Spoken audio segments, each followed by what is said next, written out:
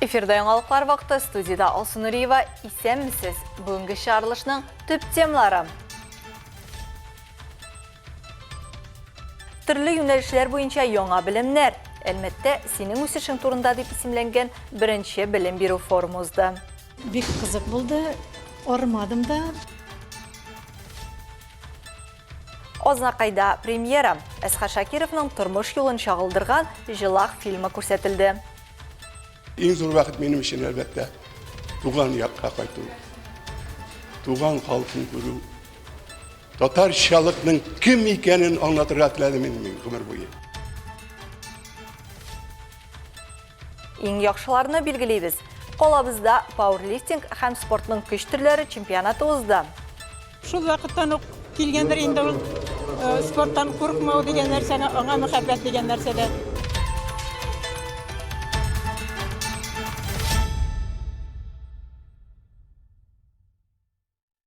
Республика хуҗалыкларында язгы кыр эшләре дәвам итә. Әлмәт районы авыл хуҗалыгы хезмәтчәннәре бүген бертөкле культураларны чәчү, дым каплау сыман мөһим эшләр белән мәшгуль.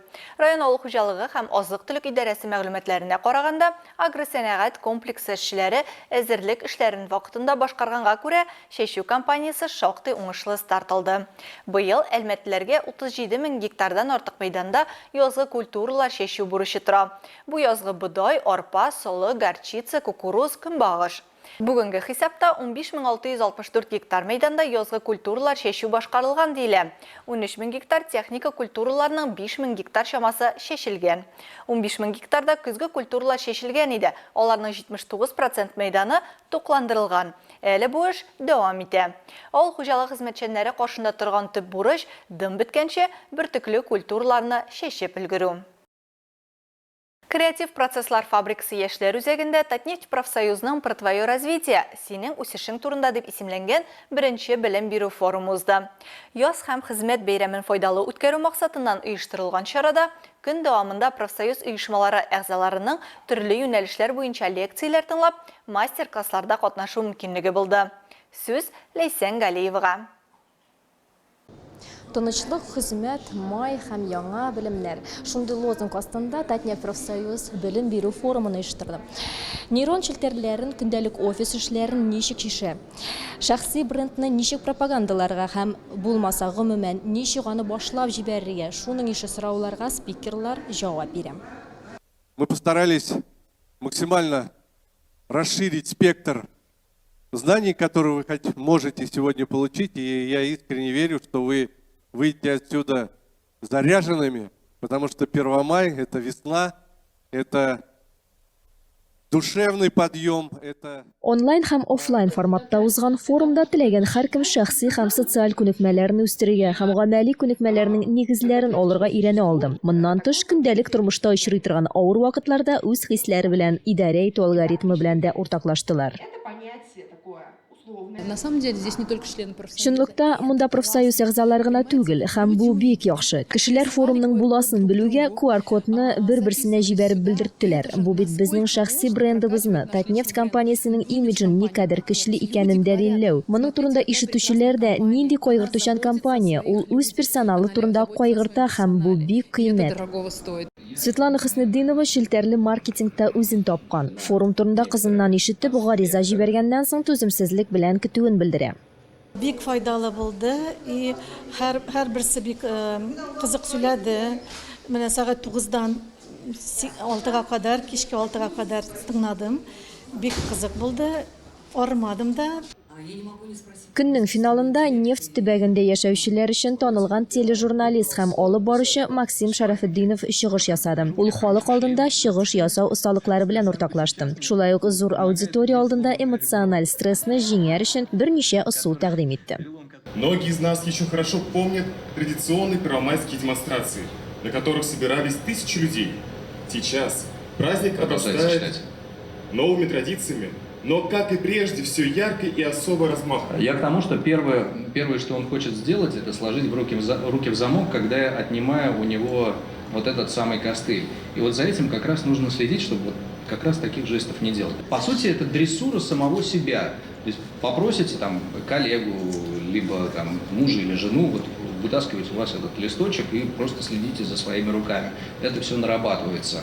Форумда катнашучы һәркем уңай эмоцияләр, яңа танышулар, кызыклы, файдалы мәгълүматлар ала алды. Ләйсән Галиева, Рафаэль Сафин, яңалыклар вакыты, Луч Әлмәт телекомпаниясе. Ознакайда 1 май яз һәм хезмәт бәйрәме оешкан төстә узды. Бу уңайдан шәһәрнең Ичкеев исемендәге ял паркында олысы да, кечесе дә җыйналды. Бу хакта тулырак мәгълүмат алдагы видео язмада.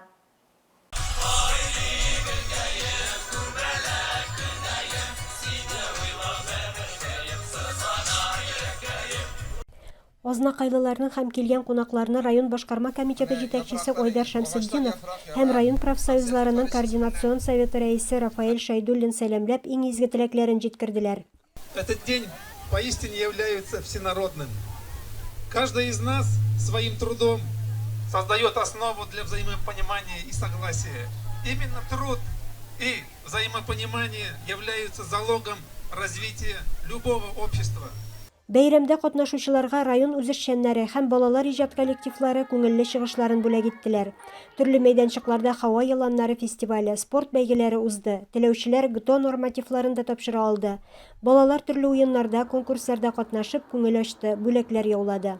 Менә шушы матур бәйрәмнәрне дә күңелле итеп, бер-беребезгә карата, шушындый шәфкатьле булып, михрибанлы булып, бәйрәмнәрнең мәгънәсен аңлап, бәйрәм итәргә, күп еллар бәйрәм итәргә насыйп булсын иде. Бәйрәм белән барыгызда. Илмира Шәрифуллина, Рөстәм Әкбәров, яңалыклар вакыты, Луч Әлмәт телекомпаниясе. 12 июнь көнне Әлмәт шәһәрендә 1-нче тапкыр аударыш уены буенча бөтен Россия ярышлары узачак. Аңа әзерлек инде башланды. Татнефть компаниясе ярдәм белән Алмакай ат утарына Казахстан Республикасыннан аударыш һәм тәнкә алу ярышы буенча баш дәүләт тренеры Жан Батыр Мусаев килгән. Тренировка барышын безнең төшерү төркеме карап кайтты.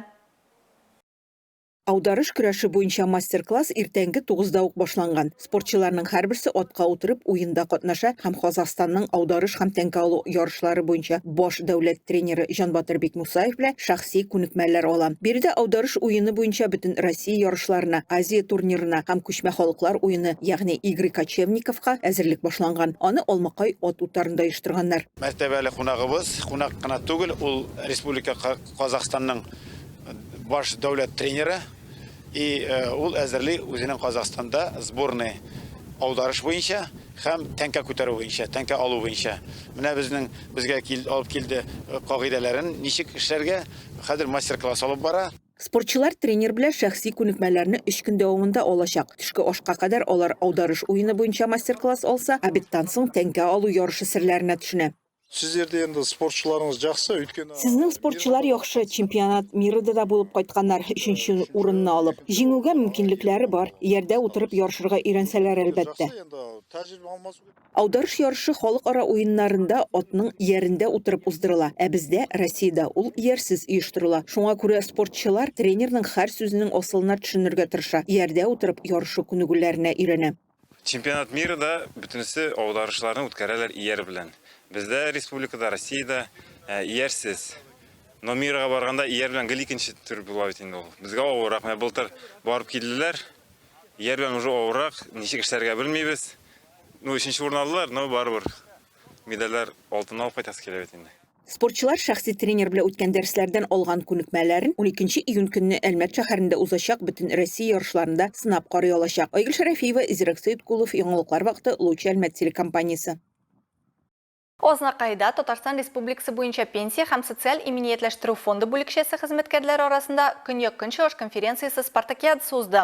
Әлеге чара хезмәткәрләрнең спорт масса күләм һәм физкультура сәламәтләндерү әзерлеген камилләштерү максатыннан оештырылган. Әлмәт, Ознакай, Ютазы, Бөгелмә, Сарман, Зей командаларында катнашучыларына Ознакай муниципаль районы башлыгы Марсель Шайдуллин һәм социаль фонд идарәчесе урынбасары Фердинанд Закиров сәламләде. Социаль хезмәткәрләр мини-футбол, волейбол, армрестлинг, өстәл теннисы, бадминтон һәм йөзү кебек спорт төрләрендә ярыштылар. Нәтиҗәләр буенча Ознакай районы командасы 1-нче урынны яулады. Мира спорт комплексында узган пауэрлифтинг һәм спортның көч түрләре Татарстан Республикасы пауэрлифтинг милли ассоциациясы чемпионаты ярышларында 6 яшьтән алып 83 яшькә кадәр спортчылар катнашты. Илнең төрле төбәкләреннән 121 катнашучы 4 спорт төрендә иң яхшысы булу өчен көрәште. Тулырак алдагы материалда.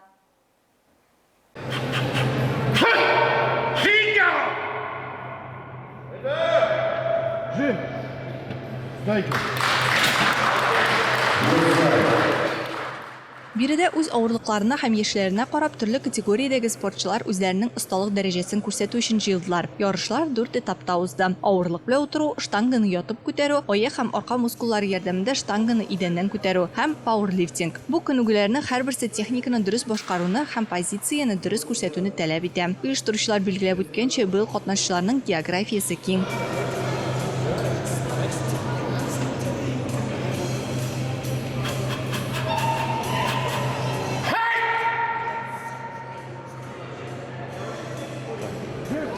Выступает у нас с Оренбургской области, Самара.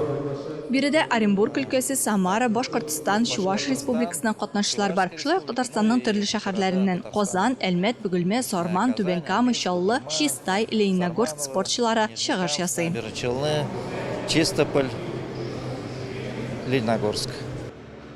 Иң кечкенә катнашучыга 6 яшь, иң өлкәненә 83. Назима Закирова Россия, Азия, Европа һәм дөнья чемпионы рекордларын куя. 2 төр буенча спорт мастеры исемен ала. Халыкара спорт мастеры дәрәҗәсенә күтәрелә. Акваланг белән кораллар карарга чума. 9 диңгездә yüзгәне бар. Эльбрус тауына 4200 метр биеклеккә менә. Биредәге ярышларда видеофиксация ясап, аны Гиннес китабына да кертергә телиләр. Спортка карата мәхәббәт кечкенәдән үк туа ди ул. Без сугыш балалары, кечкенәдә кышыткан алабута ашадык. Бүтән эшне эшләдек. Шуңа нык булып үстек дип уртаклаша.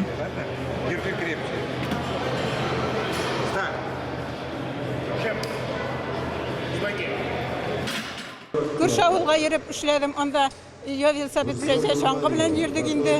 Авыл баласы булгач, кырыйда гына инеш, анда бәләкәй вакыттан йөзеп, шумып, үзебезнең кырыенда гына тауга менеп, таудан шуып, шул вакыттан ук килгәндер инде ул спорттан курыкмау дигән нәрсәне, аңа мәхәббәт дигән нәрсәдә. Екатерина Страхова 56 килограммга кадәр категориядә авырлык белән 77,5 килограмм белән утырып беренче урынны яулый. Мондый ярышларда әле беренче генә катнашуым ди ул. Решила готовиться месяца за 2. 2 ай калгач әзерләнергә булдым. Бу минем тормышымда беренче пауэрлифтинг ярышлары. Мин үзем бодибилдинг спортчысы. Бу бөтенләй башка юнәлеш. Монда чыгыш ясау өчен нык тырыштым һәм беренче урынны яуладым. Выступить здесь и заняла первое место.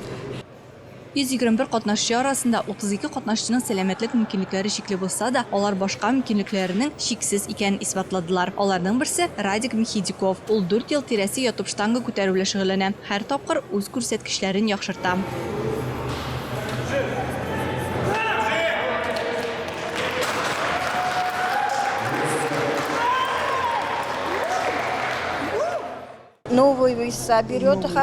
Һәр ярыш саен улым яңа үлчәүләр ала. 50 килограммга кадәр башладык. Аннары 52-не, менә бүген 55-не алды. Ул үзе 54 килограмм авырлыкта. Шуңа бу аның өчен бик зур рекорд. 54 килограмма.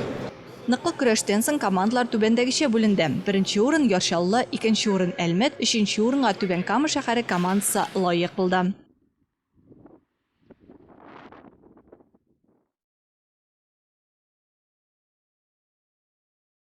Узган елларда Әлмәт районы футболны җәлеп итү үзәгенә әверелде. Биредә 2008-2010 елларда туган егетләр арасында 2024 елга футбол буенча Татарстан Республикасы беренчелегенең чираттагы уены узды. Яшь футболчылар кырда күтәренке һәм актив уен күрсәтте.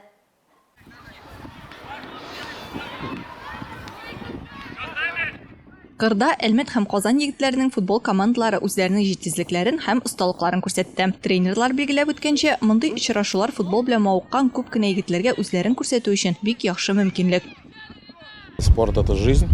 Спорт ул сәламәт тормыш. Кечкенә балаларны үсеп килүче буынны шундый спорт төре белән таныштырабыз. Алар үзләрен әлеге спортта күрсәтә ала. Ул бик мавыктыргыч һәм юкка гына иң яхшы спорт төре дип саналмый. Сам просматривал.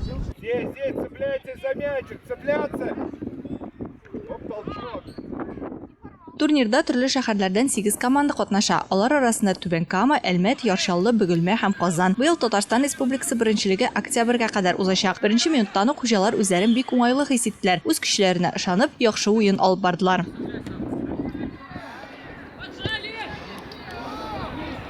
Это основная работа нашей спортшколы, да? Профессиональ футболчылар әзерләү безнең спорт мәктәбенең төп эше. Бу чемпионат әле башланды гына, 3нче уен гына әле. Быел ул октябрь аена кадәр дәвам итәчәк. Әлегә безнең командалар уңышлы старт алды дип уйлыйм. Турнир таблицасында лидерлар күп. 2008 һәм 2001 еллар алда бара, һәм 9-10 еллар таблица уртасында. Уеннар әле башланды гына, алга таба күренәчәк. Видно только старт, начался первенство, поэтому дальше будет видно.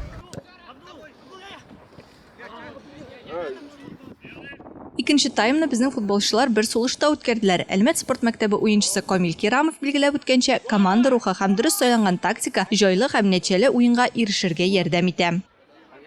Тренерның подсказында тыңларга кирәк, команда белән бергә уйнарга да кирәк.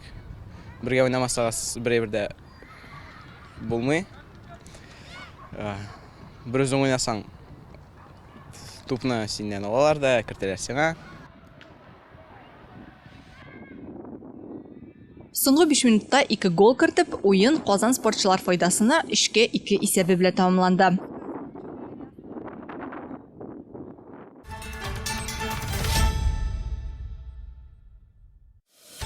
Бүгінгі шарылышта шулар иде. Мин Алсу Нуриева һәм монтаж операторы Динара Сытинская. Сезнең белән саублашабыз. Исән-имин булыгыз.